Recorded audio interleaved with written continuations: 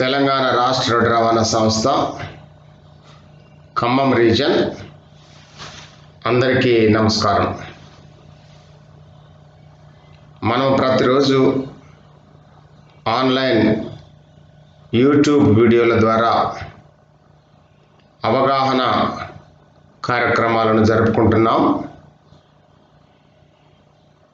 ఈరోజు ఆరోగ్యమే మహాభాగ్యం అనే శీర్షిక మీద రిలాక్సేషన్ టెక్నిక్స్ పైన మనము అవగాహన చేసుకుందాం.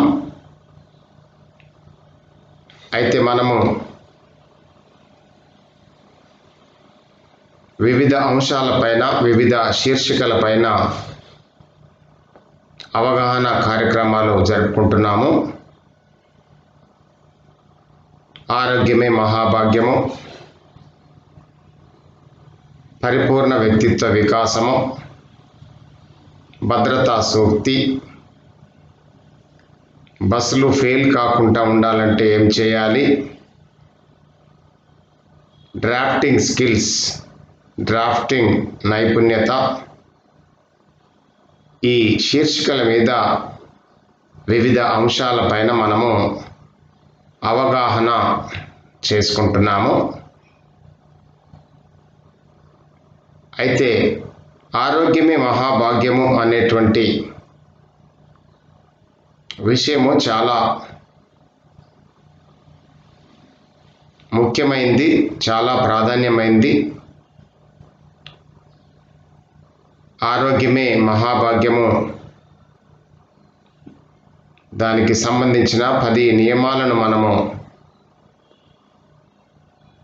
పాటించాలి. 10 నియమాలలో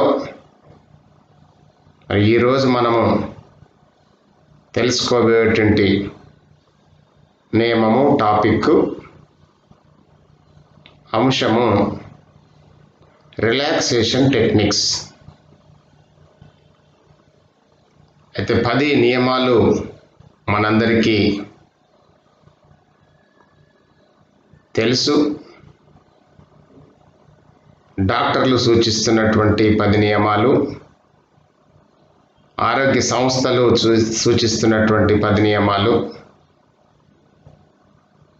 ఆ 10 నియమాలు మరొకసారి మీకు గుర్తు చేస్తాను. మొదటిది క్లీన్లీనెస్, శుభ్రత.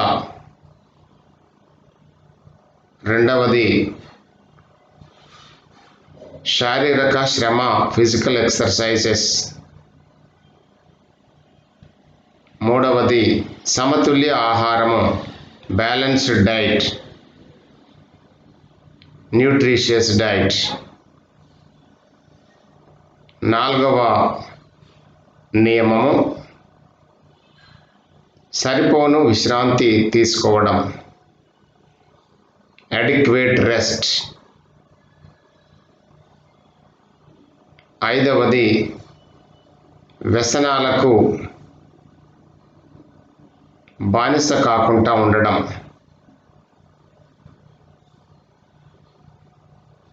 ఆరవది పాజిటివ్ థింకింగ్. ఏడవ నియమము రిలాక్సేషన్ టెక్నిక్స్. ఎనిమిదవది ఆనందకరమైన కుటుంబ జీవితం.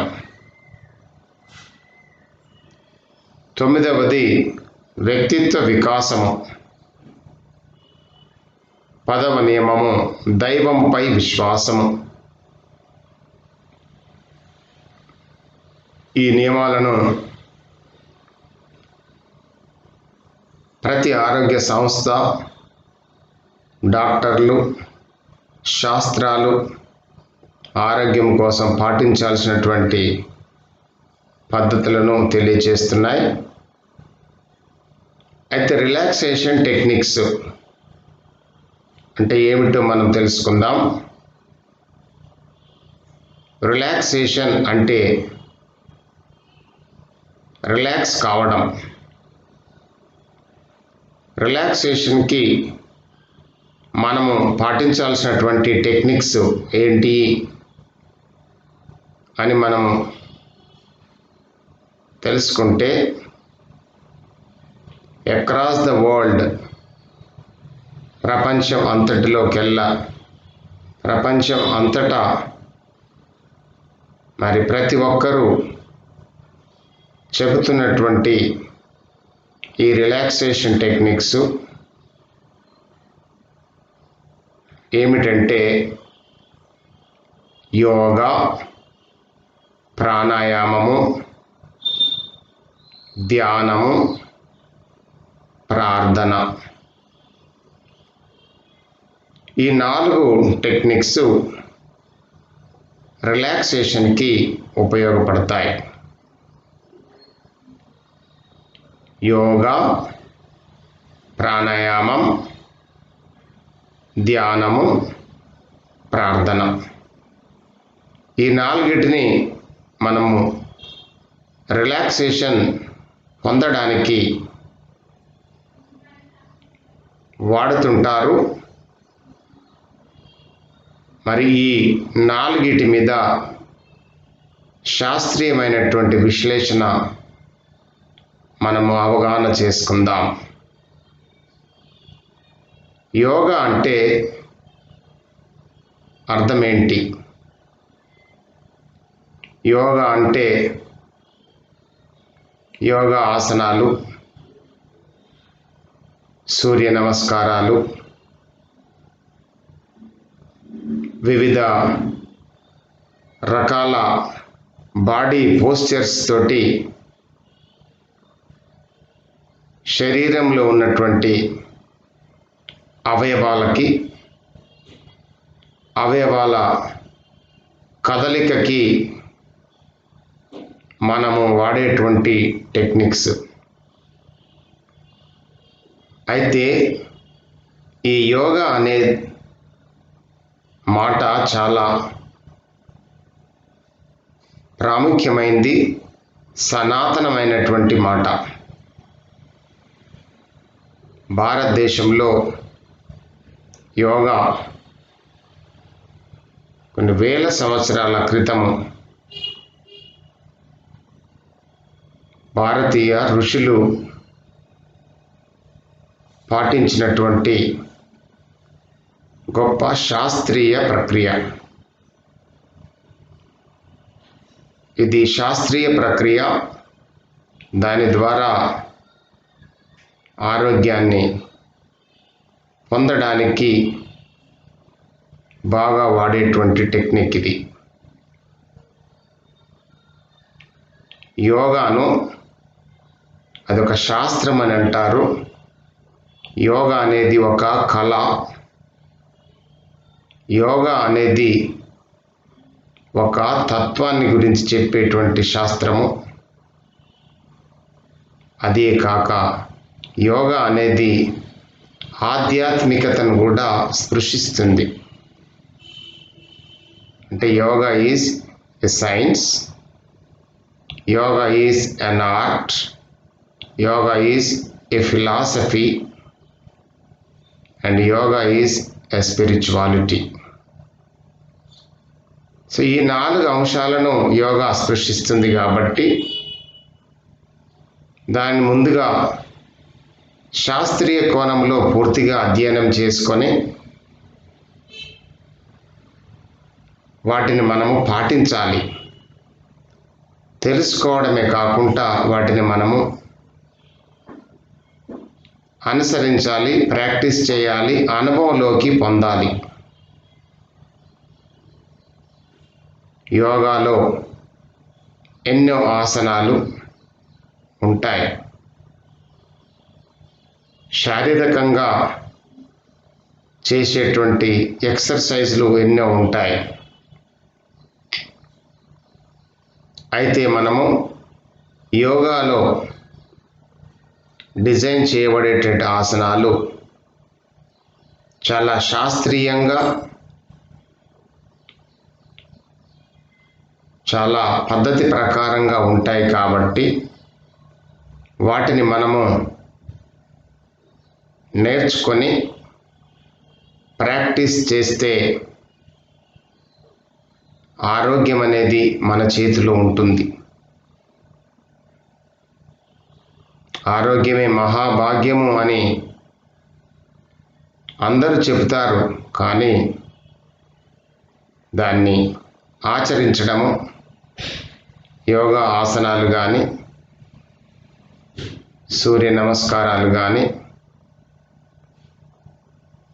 యోగాలో వివిధ భంగిమలు మనము ఆచరిస్తే వచ్చేటువంటి ఫలితము మహా అద్భుతంగా ఉంటుంది. అయితే మన దైనందిన జీవితంలో అది చేయడానికి మానసికంగా మనము ముందుగా సంసిద్ధతను కలిగి ఉండాలి. మానసిక సంసిద్ధత కలిగి లేనప్పుడు అది మనకు మంచి ఫలితాలను ఇవ్వదు. మనసును సిద్ధం చేసుకోవాలి. మనసును దానివైపు మళ్లించాలి. యోగా అనేది ఒక సైన్స్, అది ఒక శాస్త్రము. మనం ఎన్నో సైన్స్లు చదువుకుంటూ ఉంటాం. Biology, zoology, botany, mathematics, physics, chemistry, రసాయన శాస్త్రం కావచ్చు, భౌతిక శాస్త్రం కావచ్చు, గణిత శాస్త్రం కావచ్చు, జీవశాస్త్రము, వృక్ష శాస్త్రము, జంతు శాస్త్రము. సో ఈ విధంగా ఎన్నో శాస్త్రాలు మనము చదువుతున్నాం. అయితే యోగా కూడా ఒక శాస్త్రమే. ఎందుకంటే ఇది సనాతనంగా వస్తున్నది కాబట్టి యోగా కూడా అది ప్రూవ్ చేయబడింది కాబట్టి దాన్ని శాస్త్రం అని అంటారు. శాస్త్రం అంటే ఏదైతే చెప్తారో అది నిరూపించబడినటువంటి విషయాన్ని మనము శాస్త్రము అని అంటాం. లోతైనటువంటి పరిశోధన చేసి ఆ పరిశోధన ద్వారా అది నిరూపించబడి ప్రతి ఒక్క మానవుడికి అది ఉపయోగపడుతుంది అని నిర్ధారణ చేసిన తర్వాత దాన్ని శాస్త్రము కోవలోకి చేర్చుతారు. అందుకే యోగా అనేది కూడా ఒక శాస్త్రము. అయితే అన్ని శాస్త్రాల కన్నా యోగ శాస్త్రం అనేది చాలా ప్రాముఖ్యమైనటువంటి శాస్త్రం. ఎందుకంటే ఇది వేల సంవత్సరాల నుంచి వస్తున్నటువంటి, నిరూపించబడి మన పూర్వీకులు వేల సంవత్సరాల నుంచి వాటిని ఆచరించి ఆరోగ్యాన్ని పొందుకున్నటువంటి విషయాలు ఉన్నాయి కాబట్టి అది చాలా ప్రాముఖ్యమైంది. మనం ఏ శాస్త్రము చదువుకున్నా కానీ రసాయన శాస్త్రము, భౌతిక శాస్త్రము, వృక్ష శాస్త్రము, జీవశాస్త్రము, గణిత శాస్త్రము, ఈ శాస్త్రాలన్నీ ఎందుకోసం ఉన్నాయి? ఈ శాస్త్రాలన్నీ భౌతిక శాస్త్రం అంటే భౌతిక జగత్తు, భౌతిక ప్రపంచం, భూమి, నీరు, వెలుగు, వాయువులు, ఆకాశంలో ఉన్న తరంగాలు, శబ్దాలు, ధ్వని, ఇలాంటి విషయాలను అవగాహన చేసుకోవడానికి పరిశోధించి మానవుడి యొక్క మేధస్సు తయారు చేసినటువంటి శాస్త్రము భౌతిక శాస్త్రం. ఆ విధంగా రసాయన శాస్త్రము సూక్ష్మాతి సూక్ష్మమైనటువంటి రసాయనాలు, కెమికల్స్, ఫార్ములాలు ఇవన్నీ తెలియజేసేటువంటి శాస్త్రము. గణితము అది లాజికల్ బ్రెయిన్కు సంబంధించినటువంటి అదొక శాస్త్రము. ఈ విధంగా అన్ని శాస్త్రాలు ఉన్నాయి. అయితే యోగా శాస్త్రము మాత్రము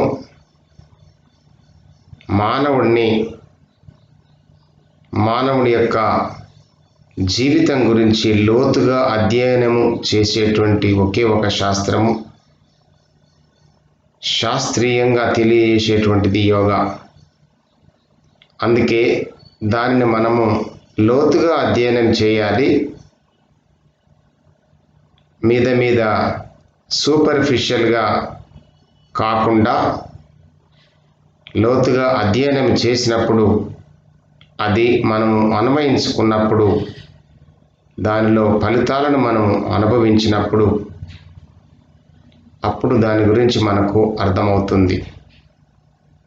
అందుకే యోగా అనేది మనం చాలా సేఫ్గా చేయగలిగేటువంటి ప్రక్రియలు ఉంటాయి కాబట్టి యోగాను మనము ఆచరించాలి. యోగా ఎక్సర్సైజులు చెయ్యాలి. అది ప్రాథమికంగా మన శరీరాన్ని నియంత్రించుకోవడానికి బాగా ఉపయోగపడుతుంది. శరీరాన్ని ప్రిపేర్ చేయడానికి, శరీరంలో ఉన్న ప్రతి అవయవము చురుకుగా పనిచేయడానికి, శరీరంలో శక్తి అది మొత్తము పైనుంచి కింది వరకు ప్రవహించడానికి,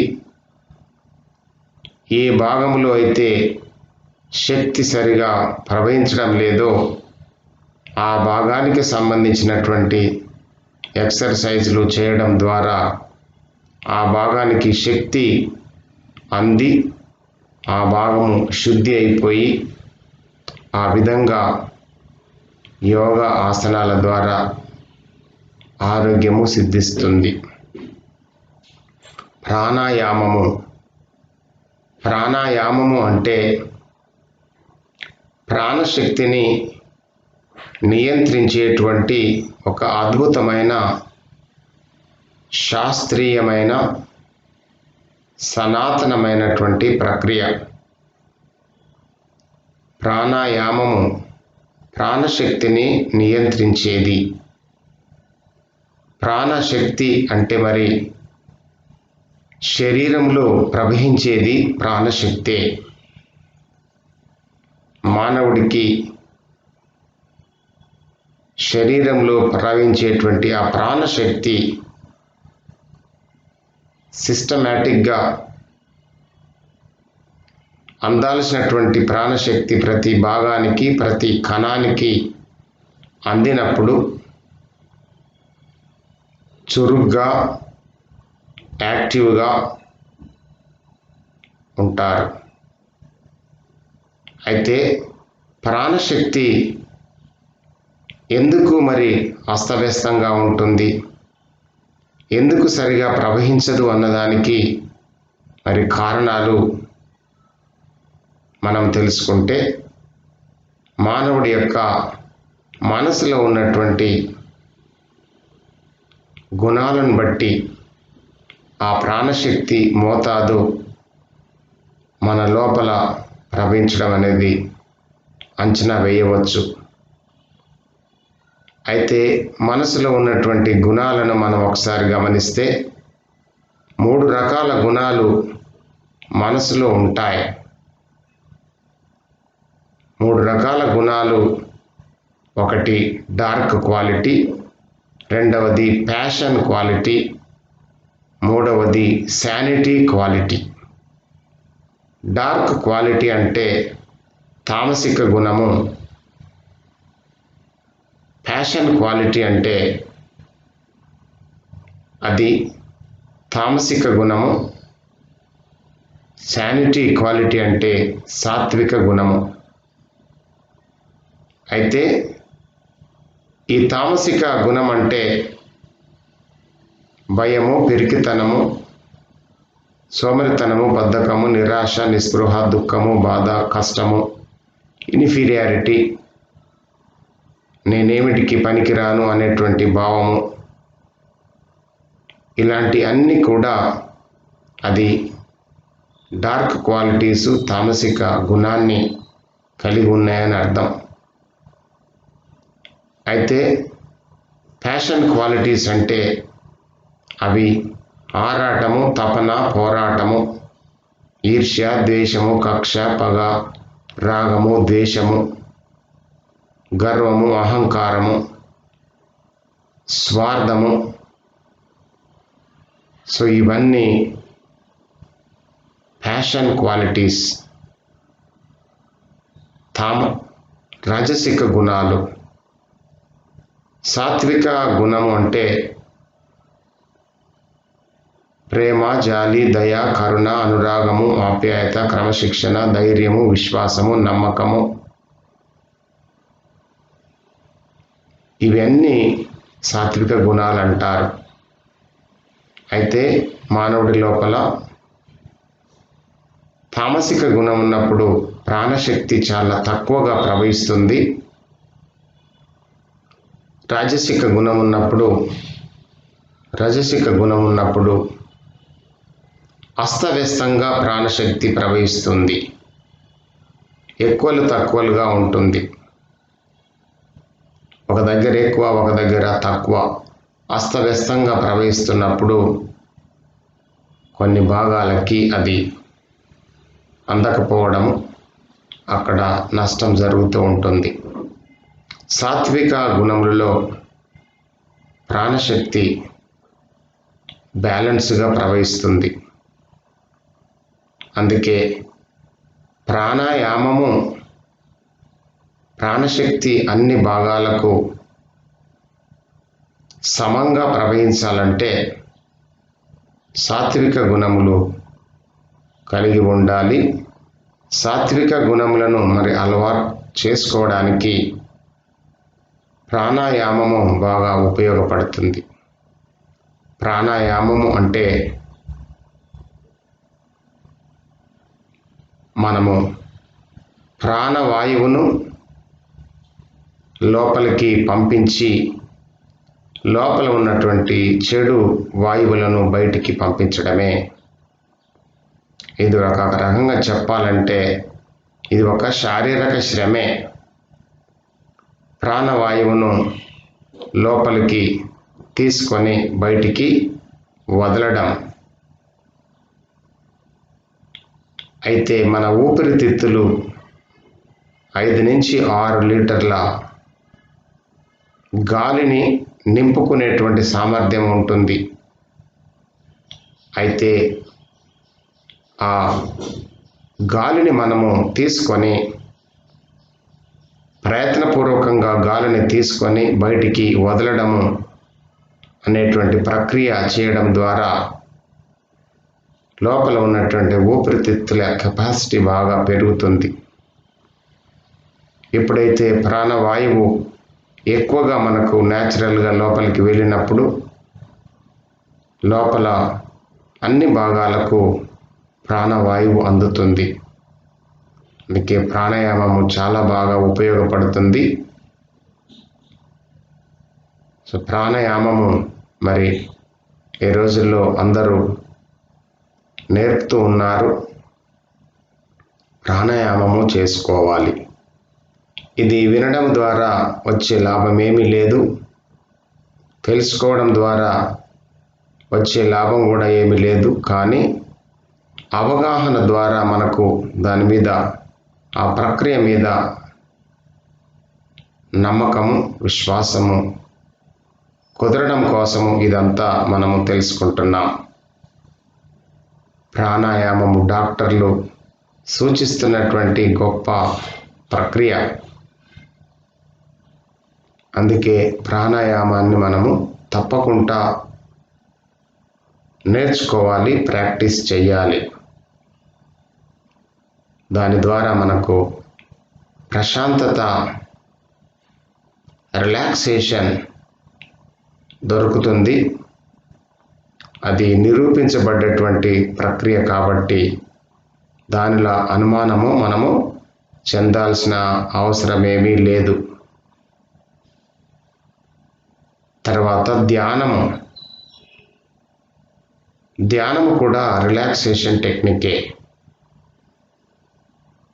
ధ్యానం అంటే ఒక విషయం మీద మనము లగ్నం చేయడమే ధ్యానం. మెడిటేషన్ అంటే ఒక విషయం మీద మనము లగ్నం చేయడం. మన మనసు ఎన్నో విషయాలను ఆలోచన చేస్తూ ఉంటుంది. మనసు అంటేనే ఆలోచనల గంప, ఆలోచనల పుట్ట, ఆలోచనల సమాహారము. కాబట్టి ఆ ఆలోచనలను మనము నియంత్రించగలిగి ఒకే అంశం మీద మన మనసును నిలపడమే ధ్యానము. అయితే ఈ ధ్యానము అనేది చాలా ప్రక్రియలు, చాలా విధానాల ధ్యానాలు ఉన్నాయి. ఈ ధ్యానమును కూడా మనము సైంటిఫిక్గా అర్థం చేసుకోవాలి. మనకు మార్కెట్లో, సమాజంలో, ఈ ప్రపంచంలో మరి ధ్యానము నేర్పించే వాళ్ళు చాలామంది ఉన్నారు. అయితే ముందుగా ధ్యానము గురించి శాస్త్రీయ విశ్లేషణ చేసుకోవాలి. శాస్త్రీయ విశ్లేషణ లేకుండా మనము ధ్యానానికి ఉపక్రమించి ధ్యానంలో కూర్చున్నా కానీ మనకు ఫలితాలు సరిగా రావు. అంటే ఫలితాలు రావాలి అని అంటే ధ్యానం గురించి శాస్త్రీయంగా ముందుగా అధ్యయనం చేసి మెడిటేషన్లో మనము పట్టు సాధించాలి. మెడిటేషన్ అంటే ఒక అంశం మీద మనము మెడిటేట్ చేస్తూ ఉంటాం. ఆ అంశం మీదనే మన యొక్క మనసు అంతా లగ్నమై ఉంటుంది. వేరే ఏ అంశం కూడా అక్కడికి మనసుకు రాదు. అంటే మనసు ఒకే అంశం మీద పనిచేస్తూ ఉంటుంది. అదే ధ్యానము. ఈ ధ్యానాన్ని మనము చేయడం అంటే మనసు ఎన్నో ఆలోచనలు చేస్తుంది. ఎన్నో ఆలోచనలు పరిపరి విధాలుగా ఆలోచన చేస్తుంది కాబట్టి ఒకే ఆలోచన మీదకి, ఒకే అంశం మీదకి తీసుకొచ్చి ఆ అంశం మీదనే ఉండడం అదే ధ్యానం అంటే. మనం ఒక పని చేస్తున్నప్పుడు ఆ పని మీదనే మన మనసును నిలపడమే ధ్యానము. మనము భోజనం చేస్తుంటే ఆ భోజనం మీదనే మనము మన మనసును నిలపడము అదే ధ్యానము. ఆ విధంగా ధ్యానమును మనము అర్థం చేసుకోవాలి. అయితే దీన్ని ప్రాక్టికల్గా మనము అనుభవంలోకి రావడం అనేది చాలా ముఖ్యం. అయితే ప్రాథమికంగా ధ్యానాన్ని మనము ప్రశాంతంగా కళ్ళు మూసుకొని మనము కూర్చుంటాము. కళ్ళు మూసుకొని ప్రశాంతంగా కూర్చున్నప్పుడు ఈ ప్రపంచం నుంచి మనము సమాచార సేకరణ తగ్గిపోతుంది కాబట్టి అలా 10-15 నిమిషాలు కూర్చున్నప్పుడు ఆలోచనల వేగము తగ్గుతూ ఉంటుంది. ఆలోచనల వేగం ఎప్పుడైతే తగ్గుతుందో లోపల మనకు ప్రశాంతత వస్తుంది. అప్పుడు లోపల ప్రాణశక్తి కూడా ప్రవాహము సమతుల్యంగా ఉంటుంది. పుష్కలంగా ప్రాణశక్తి ప్రవహిస్తూ ఉంటుంది. ధ్యానం అనేది మహోత్తరమైనటువంటి ప్రక్రియ.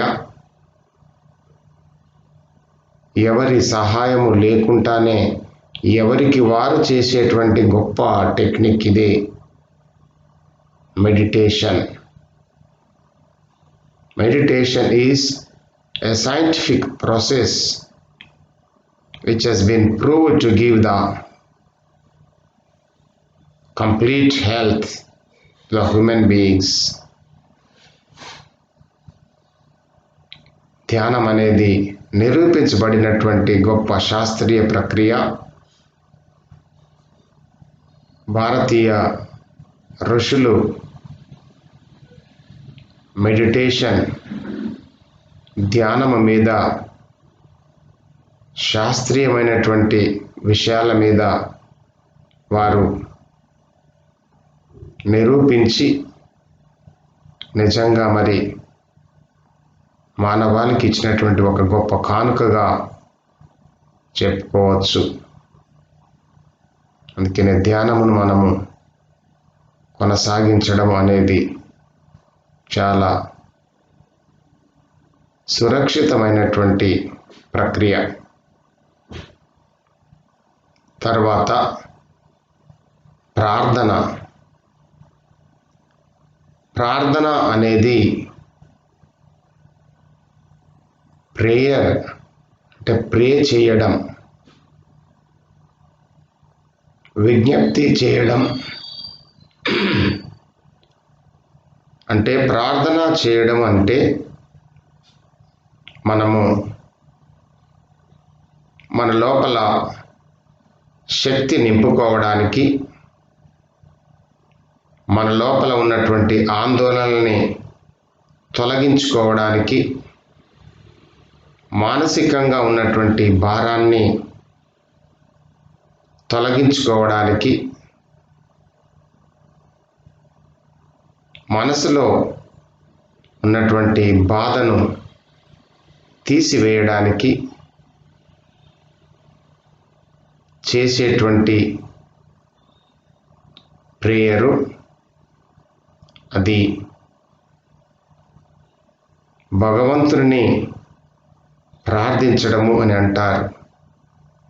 భగవంతుని ప్రార్థించడం అంటే భగవంతునికి మనము విజ్ఞప్తి చేస్తూ ఉన్నాం, నా లోపల శక్తిని ప్రవహింపచేయి అని మనము భగవంతునికి విజ్ఞప్తి చేయడం, అదే ప్రార్థన. దీని ద్వారా మనము మన యొక్క మనసు భగవంతుని వైపు మళ్ళడము, ఆ విధంగా భగవంతుని నుంచి ఆవిర్భవించినటువంటి ఈ చరాచర జగత్తుకు ఆధారమైనటువంటి ఆ అనంతమైనటువంటి శక్తి ఎప్పుడైతే మనము ఆ శక్తి మీద ఆధారపడతామో, ఆ శక్తికి మనకి మధ్యన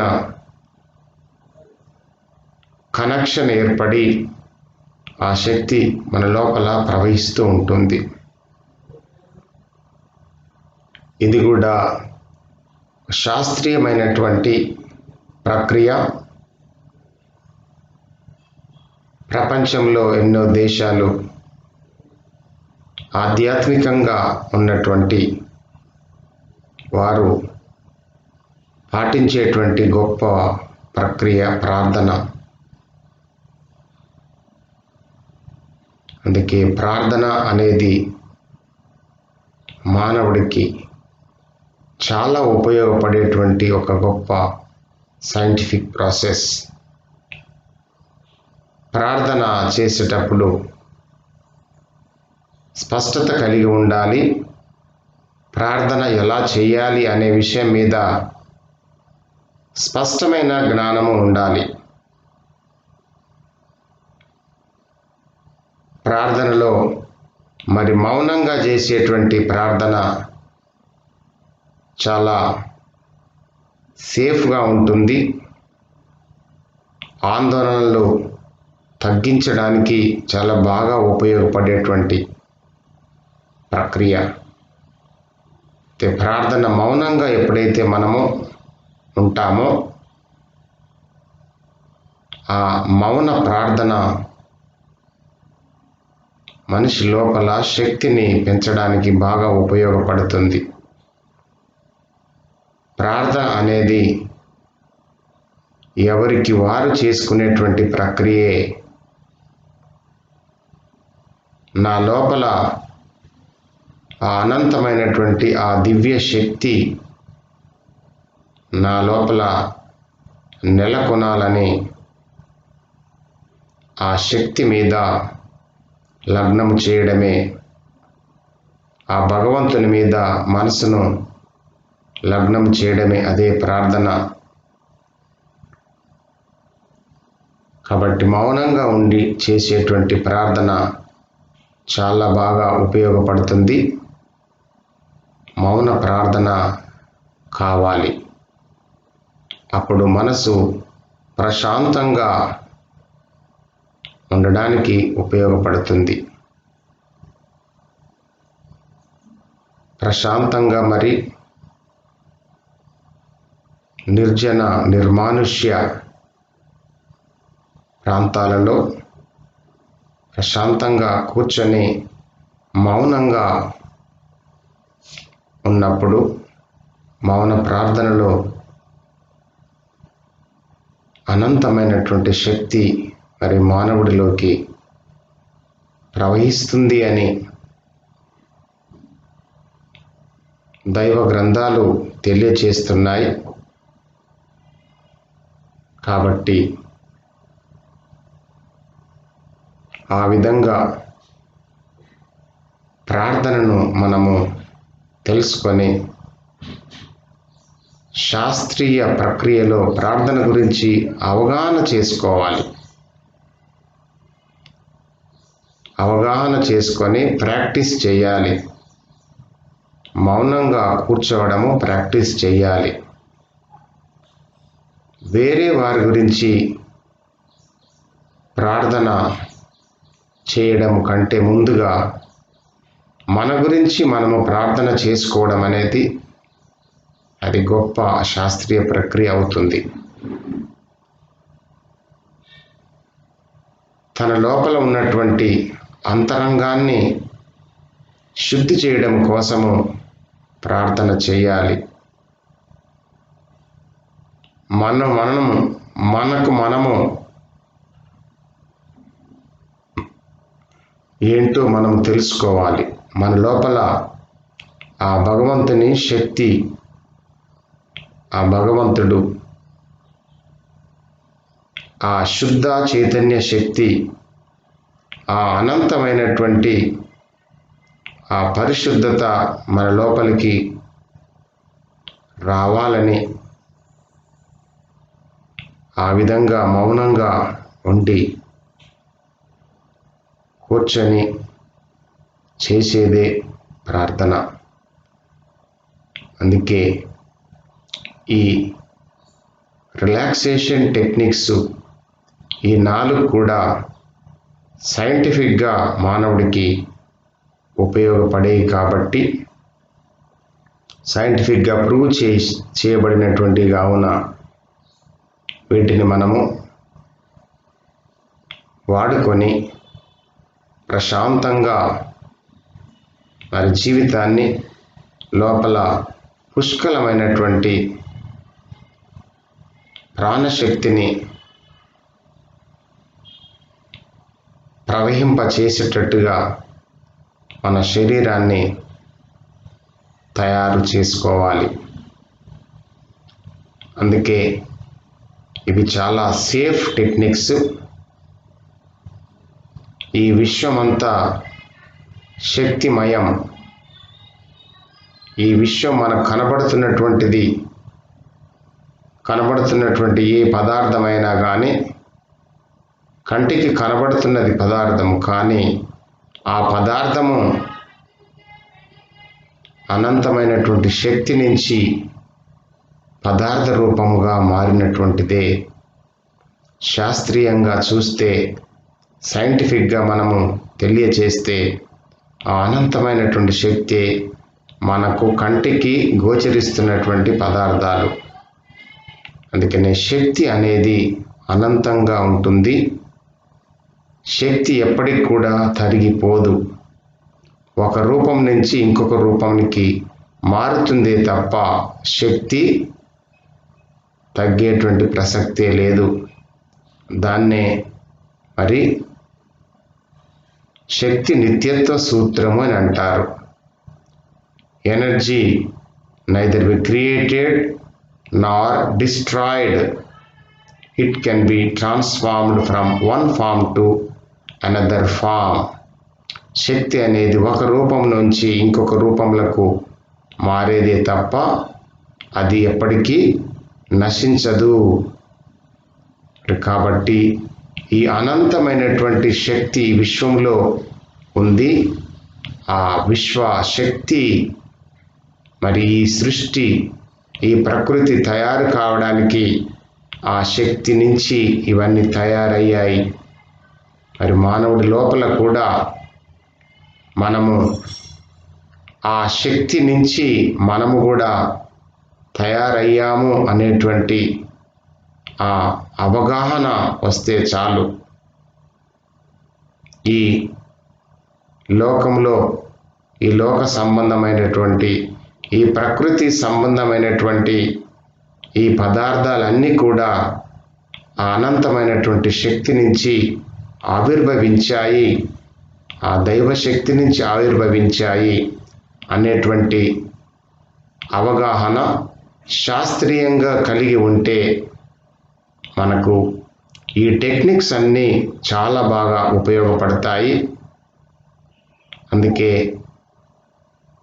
రిలాక్సేషన్ టెక్నిక్స్ని మీరు పాటించండి. పాటించి అనుభవంలోకి పొంది శక్తివంతంగా మారి ఎలాంటి వ్యాధులు రాకుండా, ఎలాంటి అసౌకర్యము లేకుండా మరి మానవ జీవితము పరమార్థము వైపు, పరమార్థం నెరవేర్చుకోవడం కోసము జీవించేటువంటి ఆ ప్రక్రియలో ఉండాలని, ఆ విధంగా మీరు ఆలోచన చేసి ముందుకు సాగాలని మనస్ఫూర్తిగా కోరుకుంటూ సెలవు తీసుకుంటున్నాను. Thank you very much.